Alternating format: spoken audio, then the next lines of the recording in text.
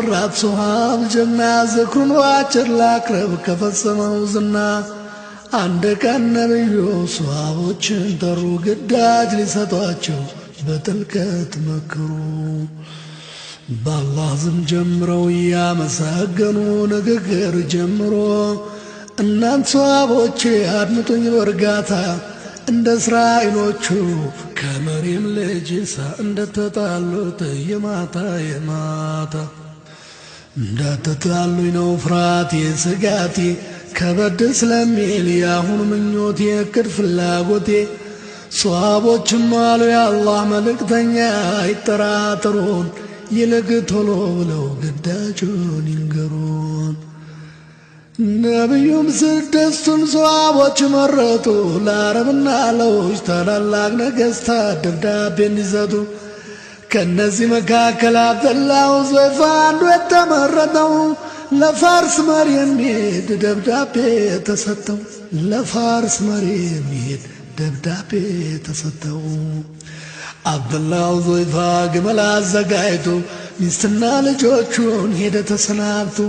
የፋርስን በረሃ ተራራ ሸለቆ እያቆራረጠ ሄደ ከአገር ርቆ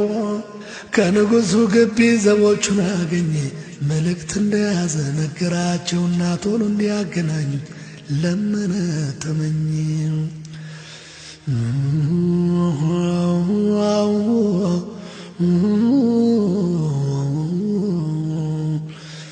የፋርስ ኃያል መሪ በተሽቆጠቆጠ ካባ አምሮ ሸሎ አብደላህ ሑዘይፋን መናኛ ባላገር የአረብ ዘላን መስሎ ፊት ለፊት ተያዩ አብደላህ አልፈራም በመናኛ ልብሱ አንገቱን አልደፋም እስላም ያለበሰው ክብር አደንድኖት በራሱ ተመካ ጥንካሬ ሆኖት አንድ ወታደር መጣ ደብዳቤ ሊቀበል አብደላህ ተቃውሞ ለንጉሡ በእጁ ካልሆነ እምቢ ቢል ንጉሡ ፈቅዶለት ቀርቦ በእጁ ሰጠው አልቆየም ከፊቱ ፖስታውን ቀደደው ደብዳቤውን ማንበብ ገና እንደጀመረ ፊቱ በብስጭት ወየበ ጠቆረ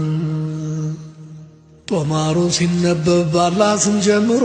ከአላህ መላእክተኛ የሚል ሐረግ ሰፍሮ ለአላህ የተገዛ ሰላም ይስፈንበት የሚለውን ሲያነብ ቁጣው አይሎበት ኢየሱስም በቅድሚያ ባለመጠቀሱ ከንዴቱ ብዛት ተንቀጫግጮ ጥርሱ ባሪያዬ ነበር እንዴት ቢደፍሬ ነው እያለ ደነፋ ማንጎበዝ ያዘው ንዴቱ በረታ ሲቃ ተናነቀው ወረቀቱን ቀዶ ቦጫጨቀ ጣለው የነቢ ደብዳቤ እንዲህ ሲሆን አይቶ አብደላህ ተመኘ ሞትም ቢሆን ከቶ ግመሉ ላይ ወጣ ጉዞውን ቀጠለ ጨርቄን ማቄን ሳይል እየተቻኮለ ንጉሥ ኪስራ ነካ ንዴቱ አለፈና